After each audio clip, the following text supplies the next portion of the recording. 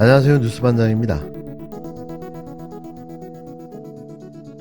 정권이 바뀌고 검찰 수사진이 바뀌니까 말이 바뀌었습니다. 대선 자금 운운하는데 불법 자금은 이론 본 일도 쓴 일도 없습니다. 김용 부원장은 오랫동안 믿고 함께 했던 사람인데 저는 여전히 그의 결백함을 믿습니다.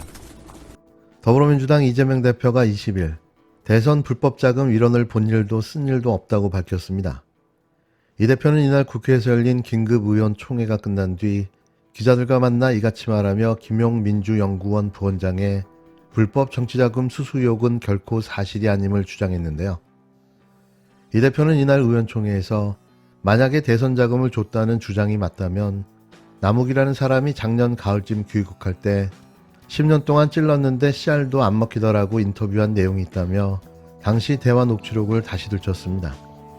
이 대표는 그들끼리 대화한 녹취록에도 우리끼리 돈 주고 받는 이런 것은 이측, 즉 성남시장실에서 알게 되면 큰일이 난다고 했다며 또 죽을 때까지 비밀로 하자 이런 이야기들도 나온다라고 설명했는데요.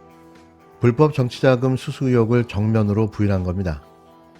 이어 정권이 바뀌었고 검찰이 바뀌었으니 말이 바뀌었다며 이런 조작으로 야당을 탄압하고 정적을 제거해 정권을 유지하겠다는 생각을 버려야 한다고 직격했는데요. 이 대표는 전날 검찰이 민주당 중앙당사를 압수수색한 것과 관련해 국정감사 중에 야당 중앙당사를 압수수색하는 일은 대한민국 역사상 처음 있는 일이라며 정치가 아니라 그야말로 탄압이라고 강하게 비판했습니다. 또 민생이 어렵고 북한의 도발로 한반도 평화 위기를 맞고 있는 상황 속에서 국민이 맡긴 권력을 야당 탄압에 초유의 야당 중앙당사 압수수색에 소진하고 있다는 사실이 안타깝다며 의원 여러분들이 함께 힘을 합쳐 역사의 퇴행을 막아야 한다고 강조했습니다. 우리 많은 분들이 지적하시는 것처럼 수사에 협조하겠다는데 협조는 받을 수 없고 반드시 강제로 하겠다. 이런 검찰의 태도가 과연 무엇을 의미하는지 우리 국민들께서는 충분히 아실 것으로 믿습니다. 진실을 발견하는 것이 아니라 모욕 주고 겁박 주고 조작하는 것이 목표다라는 점을 보여준 것으로 이해할 수밖에 없습니다. 언제나 말씀드리지만 민생이 먼저입니다. 지금 국민들께서는 높은 물가, 고금리, 고환율 정말로 고통스럽게 일상을 이어가고 계십니다. 국가 권력을, 국가의 역량을 상대 정당을 탄압하는 일에 집중하는 이 현실을 반드시 바꿔야 합니다. 화무 11홍이라 했습니다. 또 달도 차면 기우는 법입니다. 영원한 권력이 어디 있겠습니까? 칼로 흥한 사람 칼로 망한다 라는 말도 기억해야 합니다. 국민과 역사를 두려워하는 정권이 되어야 합니다. 지금은 모든 것이 내 손안에 있고 모든 것이 내 뜻대로 될 것 같지만 그러나 이 나라의 주권은 국민에게 있고 역사는 전진한다 라는 사실을 기억하기 바랍니다. 이런 가운데 힘을 합쳐 부당한 야당 탄압에 맞서 싸워도 시원치 않은 판국인데요. 어김없이 당의 위기 상황이 발생하니 또 수박들이 튀어나오기 시작했습니다. 매번 정리하지 못한 수박들은 꼭 이런 상황을 물 만난 고기처럼 나대며 내부 총질을 서슴지 않고 있는데요. 언제쯤이면 이들을 완벽하게 정리해낼 수 있을까요?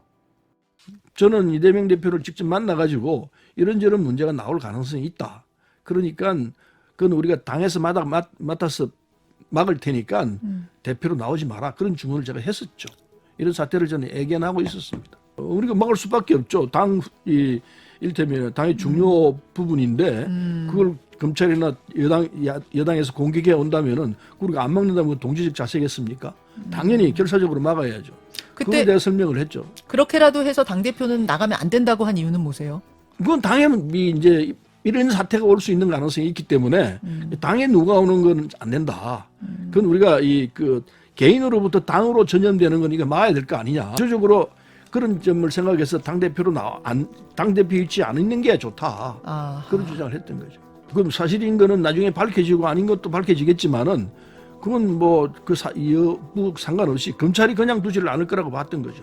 일반적으로 우리가 민주당 당원들이라면은 대부분 그런 감각은 갖고 있어요. 검찰과 지금 우리가 대치하고 있는 상황이기 때문에 이 건에서 무슨 상황이 나올 것이다 이렇게 짐작을 했는데 드디어 이제 이게 나온 거죠. 그래서 검찰이 그냥 만만하게 물러서지 않을 것이고 뭔가 만들어낼 것이다 라고 생각하고 있는 것이 일반적인 민주당 당원들이 보고 있는 시각입니다. 꼭 그것만 있겠느냐. 검찰이 뭔가 꼬투리를 쥐고 있을 것이다. 더군다나 오늘 새벽에 나온 유동규 이야기가 있고 하기 때문에 네. 유동규가 이 방아쇠를 당긴 거 아닌가 이런 생각도 들어요. 검찰이 이제 회유했을 거라는 생각이 들죠. 너 앞으로 뭐 10년, 20년 산다 이랬을 때 그 두려움을 안 느낄 사람이 있겠습니까? 유동규라는 사람이 석방대에 나왔다라는 것. 물론 이제 형이 이 구속기간이 만료됐기 때문에 내보내주는 거죠. 그러나 집어넣으려면 또 얼마든지 집어넣을 수 있는 사안이었죠. 그래서 그 상황에서 뭔가 있었을 것 아닌가라고 생각하는 것이 일반적인 생각입니다. 상황이 그렇게 되면은 검찰과 일정 정도 타협을 할 수밖에 없을 것이라고 느껴져요. 이낙연계 좌장급인 30 더불어민주당 의원이 20일 전날 검찰의 서울 여의도 민주당사 압수수색에 대해 이재명 리스크가 현실화됐다는 취지의 답변을 내놓아 파장을 예고하고 있습니다. 서른 의원은 이날 CBS 라디오 김현정의 뉴스쇼에 출연해 저는 이재명 대표를 직접 만나서 이런저런 문제가 나올 가능성이 있다.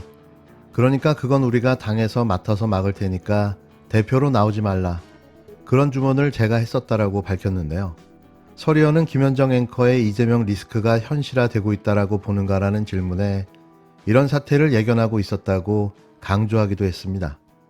그는 특히 전당대회 직전 이재명 대표의 방을 찾아가 직접 만나 리스크가 터지는 것을 막아주겠다고 전했다고 밝혔는데요.